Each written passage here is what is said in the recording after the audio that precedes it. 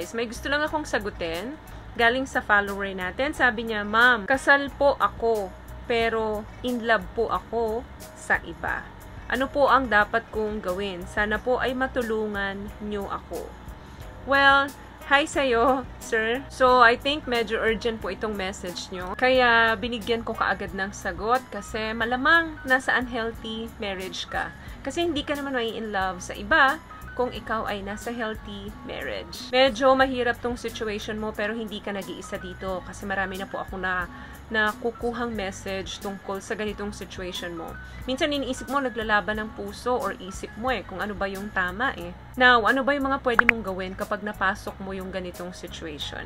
Number 1, maghanap ka ng tao na napagkakatiwalaan mo, na pwede mong ipagkatiwala yung sikreto mong yan. Talk to loved ones, na yung tipong hindi ka ilalaglag doon sa wife mo, na may pinagdadaanan kang ganyan.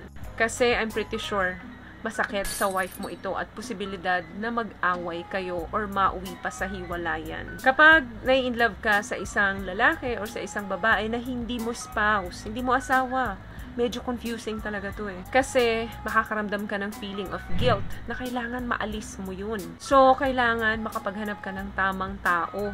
Someone na makakatulong sa'yo. Pwede ka sa kanya mag-confide ng mga sikreto mo. So, kapag wala naman, maghanap ka ng mga counselor na pwede kang i-counsel dyan sa pinagdadaanan mo. Marriage counseling. Number 2, communicate with your partner. Hindi mo kailangan sabihin sa partner mo na hindi mo siya mahal at in love ka sa iba. Ang kailangan mo is kausapin mo yung wife mo kasi I'm pretty sure may pinanggalingan yan Maaring na taken for granted ka, maaring may mga problema kayo noon na hindi na ninyo nabigyan ng solusyon hanggang ngayon. So, natambak yan, kaya hindi naagapan. So, maaring na fall out of love ka. Kaya, yung kawalan or kakulangan doon sa iyong wife, nakita mo dito sa babaeng ito kung saan is in love ka.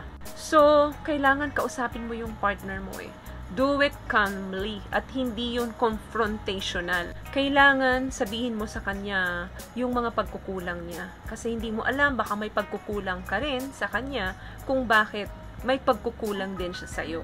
You get my point? Yung tipong kaya niya pala nagagawa yun dahil nakikita niya na may pagkukulang ka rin sa kanya. So in return, parang gumaganti siya.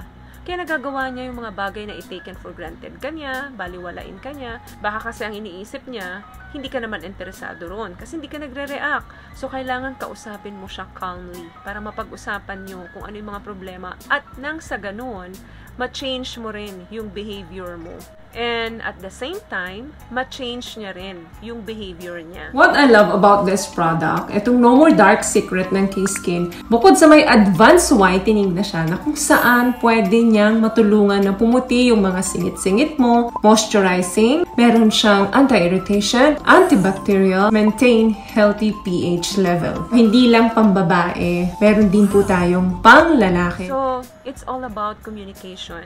Open communication dapat. Huwag kayong mahiya na pag-usapan yung mga problemang yan kasi walang ibang gagawa ng solusyon dyan kundi kayong dalawa. Number 3, set some boundaries and remove the temptation. I'm pretty sure right now, nagpa-fantasize ka na sa babaeng to I'm pretty sure right now, iniisip mo na kung paano kung siya yung kasama mo ngayon. May mga temptation na nagumugulo sa isip mo ngayon. Kasi, sabi mo na in love ka na So, meaning, nakikipag-usap ka na sa taong ito. So, please, i-avoid mo yan kasi hindi makakatulong yan. Kailangan mong mag-set ng boundaries para matulungan ka sa pagproseso na ma-figure out ang lahat. And, kung meron ka ng affair sa babaeng ito, stop seeing each other. Habang pinifigure out mo ang lahat, habang inaayos mo yung marriage ninyo. So, tigilan muna sa ngayon yung pakikipag-communicate doon sa babae. Kasi, kapag ka hindi, unti-unti kang mahuhulog sa babaeng ito. Kung talagang worth it siya sa time at pagmamahal mo, I'm pretty sure, maiintindihan ka niya. At irerespeto niya yung gusto mo. So, huwag ka munang makipag-text sa kanya. Huwag ka munang tumanggap ng mga tawag sa kanya.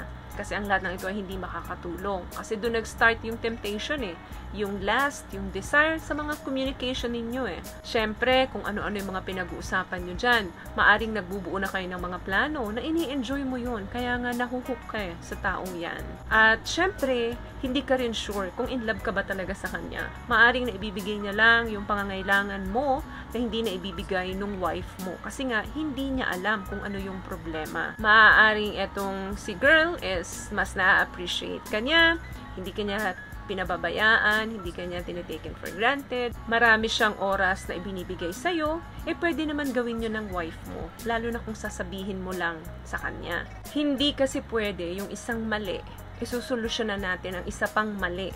Cheating na yung ginawa mo Kaya magiging complicated yan pagka hindi mo napigil yan. Pwede mo ba silang mahalin ng sabay? No! May kasabihan tayo, diba, na kaya mo nagagawang lokohin yung isang tao dahil hindi mo talaga siya mahal. Kapag mahal mo ang isang tao, hindi mo pa ulit-ulit o hindi mo gagawing lokohin yan. Sabi nila, yung pangalawang pag-ibig, mas tunay na pag-ibig. Kasi, kung meron kang relasyon yan nga sa wife mo, tapos na in love ka sa iba, meaning, hindi mo talaga mahal yung asawa mo. Kasi, hindi ka naman mai-in love sa iba kung mahal mo siya. Maaring na-in love ka lang sa kanya because of your fantasy na hindi mo na ipoprovide o hindi na ipoprovide ng wife mo sa'yo. And you're craving what your partner doesn't give you. Alam nyo guys, kapag nasa unhappy marriage kayo, napakadali nyong ma-in love sa iba. Sa isang tao na nakakapagbigay ng affection and love sa inyo na kulang doon sa mga kapartner nyo. So, senyales yan na you are unhappy kasi we all need a certain level of love in our lives in order to function. So yun lamang guys ang video natin for today. I hope may nakuha po kayong tips at sana natulungan kita dito sa munting kwentuhan natin. At kung nagustuhan niyo po ang video natin, pakibigyan lamang ako ng isang malaking thumbs up, comment down below at sa mga hindi pa po nakakapag-subscribe, libre po iyan. Just click the subscribe button dyan po sa baba at huwag niyo na rin pong kalimutan i-click ang notification bell para in case may mga bago po tayong video is mabigyan po kayo ng notification ni YouTube. Once again guys, palagi po kayong mag-iingat at palagi po kayong manalangin. Thank you guys for watching and see you on my next one. Always love yourself and be a blessing. Bye! Peace out.